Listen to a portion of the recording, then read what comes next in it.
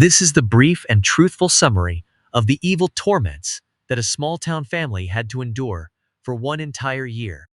Some may think this is all fiction, but exorcists are familiar with stories like this one. Our society calls itself rationalist. It has thrown all biblical teachings out the window and replaced them with esoteric items such as sex, the occult, and all sorts of magic. All too often, it is the police who discover these events, and not doctors or priests, because the victim usually hides what is happening for fear of being labeled insane. The target of the demon in this case was a family, the Rossis. The 50-year-old father was a blue-collar worker. The mother, Enrica, was a housewife. Two of the four children were newly married.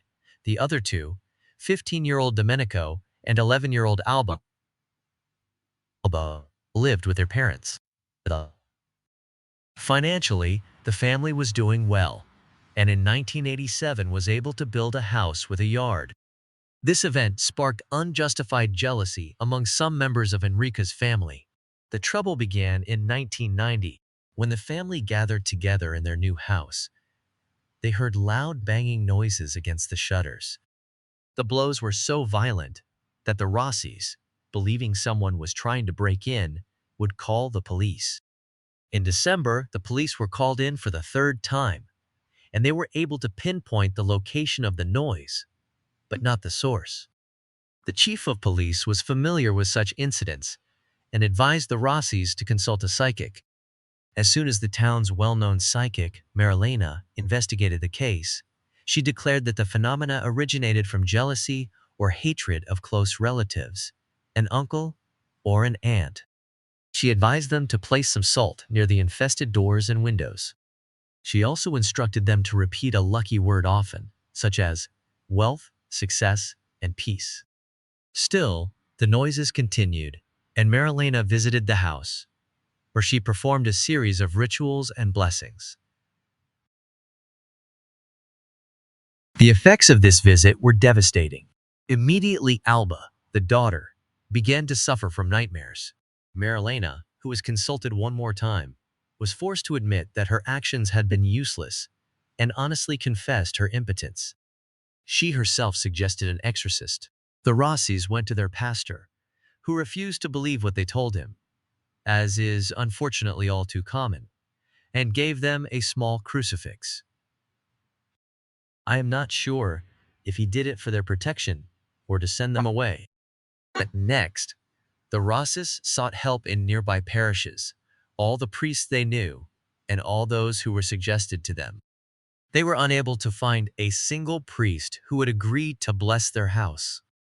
Finally, one priest listened and suggested they ask their bishop for the name of the diocesan exorcist. The Rosses were uncomfortable about approaching the bishop. They felt that he was beyond their reach. They were wrong. This bishop would have welcomed them as a father, and they would have discovered that a bishop is not as unapproachable as a government official would be. So the Rosses turned to a prayer community instead, who sent a group to pray at the infested house. They recited the Loretto Litany, a prayer to Saint Michael, and the Rosary. They also blessed every room in the home and encouraged the father to repeat the blessing every day with the entire family. Even during the group's blessings, knocks against walls, pipes, chairs, and Alba's bed could be clearly heard. The first blessing was followed by 2 days of quiet, but then the disturbances resumed with increasing violence. The members of the prayer group, who were familiar with the diocesan exorcist, asked for his intervention. He headed for the house without wasting any time. First, he recited a prayer to break the ties with Marilena, the psychic. Then he prayed to break any infestation pact that could have been directed against the Rossis. Finally, he entered the house and performed a first exorcism when the children were absent. Immediately, there was a marked improvement, but it unfortunately did not last long, despite the ongoing prayers of the group. Poor Alba was the most victimized. She was no longer able to sleep in her bed and spent the night with her parents in their room. Even there, in the middle of the night, She was awakened by violent blows on the headboard and on the nightstand. Then her physical torments increased. She felt pain in her head and her stomach and began to experience unexplained fevers and bouts of vomiting.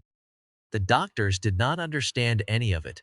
An ultrasound of the abdomen, blood tests, and other analyses revealed nothing abnormal. The family called the exorcist again, and he arrived with a psychiatrist who often cooperated with him. After a complete exorcism, there were no visible improvements. The prayer group persevered in their efforts and was awed by the obvious faith that the family demonstrated, both in God and in the church. In spite of everything, matters became worse.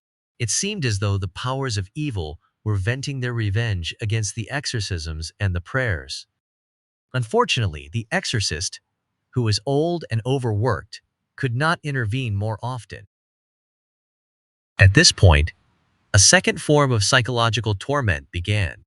Notes, handwritten in pencil, started to appear on the windowsills or behind shutters with sarcastic messages such as these.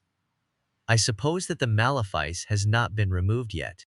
Are you well? Thanks. The irony was evident. The malefice is about to strike two victims.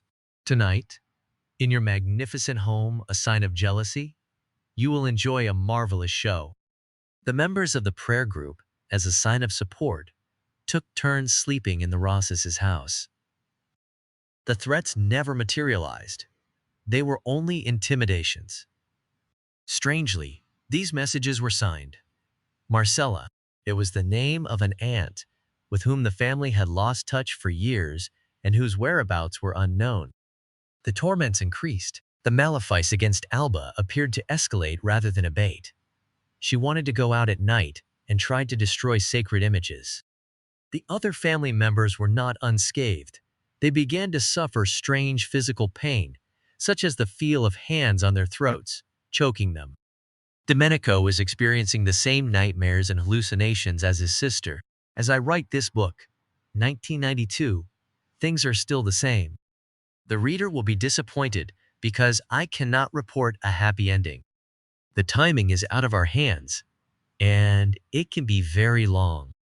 Still, I can promise that the Rossis will be delivered because they chose the way of God.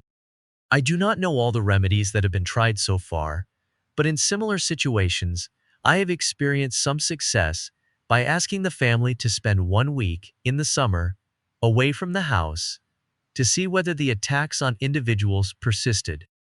I am always very reluctant to recommend moving because, when this is done, usually the afflictions follow the victims to their new house.